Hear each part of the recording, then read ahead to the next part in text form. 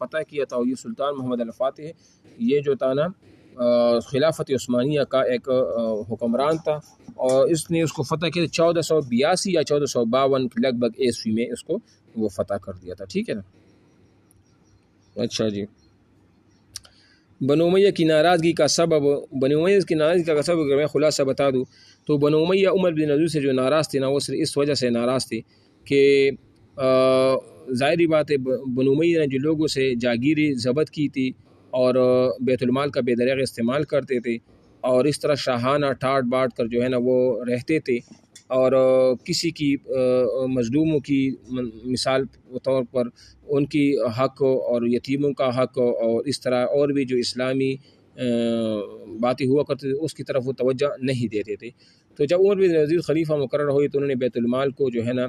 ایک بیت المال کی حیثیت سے رکھا، ان کو عوام کی ملکیت میں داخل کر دیا، اور غریب اور مسکینوں کی پرسان حال اور ان کی حالت کو اس طرح وغیرہ انہوں نے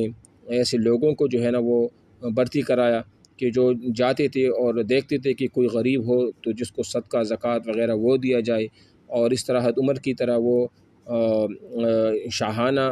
لباس جو ہے نا وہ نہیں پہنا کرتے تھے، بلکہ جس طرح ایک عام بندہ ہوتا ہے جس کے کپڑوں میں پیوند لگے ہوتے ہیں۔ تو اس وجہ سے بنو امیہ ان سے ناراض بھی تھے کہ ان کی مدح چرچ جو تھی نا وہ ختم ہو گئے تھے۔ تو اس وجہ سے بعد میں کیا ہوا کہ ان کو بھی کسی غلام، ایک ان کا ایک غلام تھا، ان غلام کو جو ہے نا کسی نے پیسے دے دیے، اور اس غلام نے اس کو کیا کر دیا،